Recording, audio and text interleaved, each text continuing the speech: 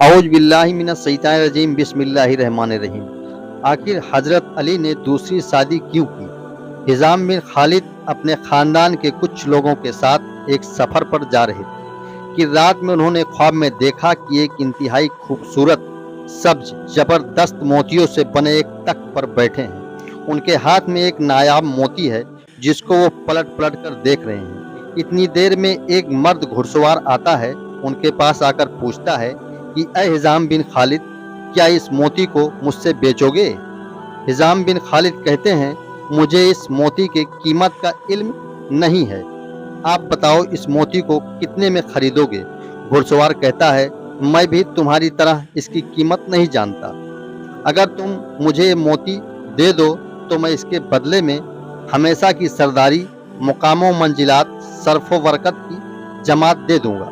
हिजाम बिन खालिद कहते हैं कि मैंने ख्वाब में उस मोती को उस घुड़सवार के हवाले कर दिया और सरदारी, सर्फ और मकाम मंजिल को कबूल कर लिया। इतनी देर में मेरी आंखें खुल गईं। हिजाम बिन खालिद ने ख्वाब अपने कबीले के खास लोगों को सुनाया तो उन लोगों ने ख्वाब की ताबीर बताई कि बहुत जल्द ही तुम्हारी बेटी, जो हमारे कबीले बनो किलाब की नायाब मोती है, उसके लिए इंतहाई मुबारक और अजीम शख्सियत का रिश्ता आएगा, जिसके साथ तुम्हें शराफत, इज्जत और हमेशा की सरदारी नसीब होगा। हिजाम बिन खालिद सफ़र से वापस लौटे तो उनके अगले ही दिन हज़रत अकील बिन अबू तालिब रज़ियल्लाहु ताला अन्हु बनो किलाब में मेहमान बनकर आए। दोस्तों, अरब में ये रिवाज था कि जब भी किसी कबीले में कोई मेहमान आता तो 2 दिन तक खूब मेहमान नवाजी और खिदमत करते और तीसरे दिन उसके आने की वजह पूछते। हज़रत अकील बिन अबू तालिब रज़ियल्लाहु ताला अन्हु की 2 दिन मेहमान नवाजी हो गई। उसके बाद कबीले बनो किलाब के सरदार हिजाम बिन खालिद ने तीसरे दिन उनके आने का मकसद पूछा तो अकील बिन अबू तालिब फरमाने लगे कि मैं अपने भाई अली बिन अबू तालिब का रिश्ता आपकी बेटी फातिमा के लिए लेकर आया हूँ। हिजाम बिन खालिद कहने लगे, अमीरुल मोमिनीन के लिए एक सेहरा नसीन औरत शाइस्ता नहीं है।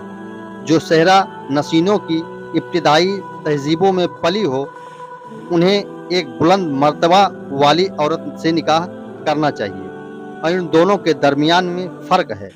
हज़रत अकील रज़ियल्लाहु ताला अन्हु ने उनके कलाम को सुनने के बाद कहा, जो कुछ आप कहते हैं उससे अमीरुल मोमिनीन बाखबर हैं और इन औसाफ के बावजूद वो उससे निकाह करना चाहते हैं। हिजाम बिन खालिद ने हज़रत अकील बिन अबू तालिब रज़ियल्लाहु ताला अन्हु से मोहलत तलब की ताकि बेटी की माँ समामा बिनते सुहेल और ख़ुद बेटी से पूछ लें और जनाबे हज़रत अकील बिन अबू तालिब से मुखातिब होकर कहने लगे कि मैं अपनी बेटी और बीबी से इसके बारे में मशवरा कर लूँ।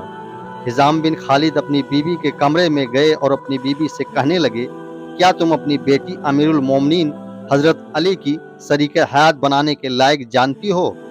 जान लो, उनका घर मरकज़ इल्म व हिकमत और अदब का घर है। अगर तुम अपनी बेटी को उस घर की खादिमा बनाने के लायक समझती हो तो हम इस रिश्ते को कबूल कर लें, और अगर उसके लायक नहीं जानती हो तो इनकार कर दें। हज़रत अकील बिन अबू तालिब रज़ियल्लाहु ताला अन्हु इल्म अंसाब के माहिर थे, इसलिए हज़रत फातिमा रज़ियल्लाहु ताला अन्हा के वफ़ात के बाद जब हज़रत अली रज़ियल्लाहु ताला अन्हु ने महसूस किया कि बच्चों की परवरिश और घरदारी संभालने के लिए एक औरत का होना ज़रूरी है, तो आपने अपने भाई हज़रत अकील बिन अबू तालिब रज़ियल्लाहु ताला अन्हु से फरमाया कि मेरे लिए किसी गांव की औरत का इंतखाब कीजिए जो दिलेर मर्द अरबों की नस्ल से हो, ताकि मैं उसके साथ निकाह करूं और वह मेरे लिए बहादुर बेटों को पैदा करे।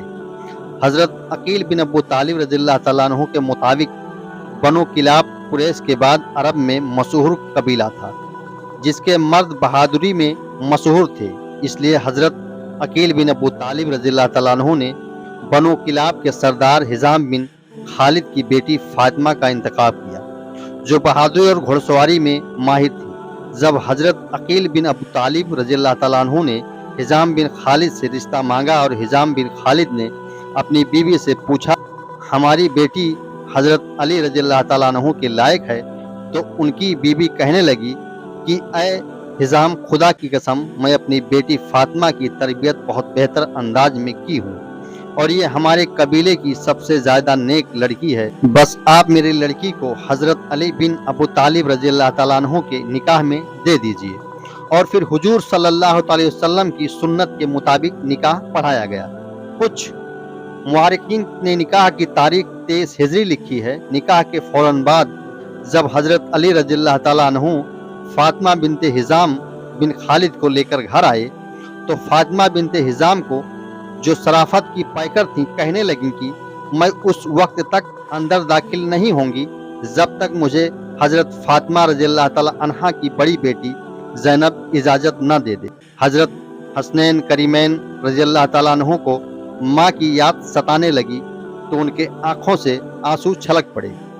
جب فاطمہ بنت حزام نے گھر میں قدم رکھا تو اس وقت حضرت حسن اور حسین کو تیز بخار تھا اور فاطمہ بنت حزام نے اپنی شادی کی پہلی رات جنت کے سردار پر نثار کر دیا اور ساری رات ان کی خدمت میں گزار دی، اور آپ کے زبان سے بار بار یہی الفاظ نکل رہے تھے کہ میں فاطمہ نہیں بلکہ میں تو فاطمہ زہرا کے اولادوں کی کنیز ہوں۔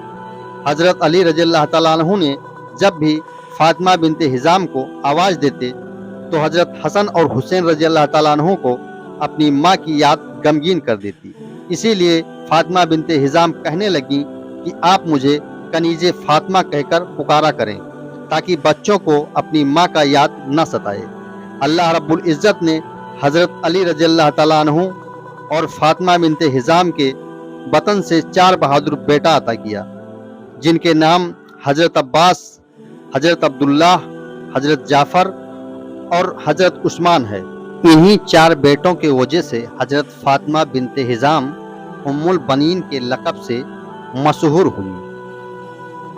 حضرت ام البنین نے اپنے یہ 4 بیٹوں کو حضرت حسین رضی اللہ تعالیٰ عنہ پر کربلا کے میدان میں قربان کر دیا اور ان 4 بھائیوں کو شہادت کا رتبہ ملا۔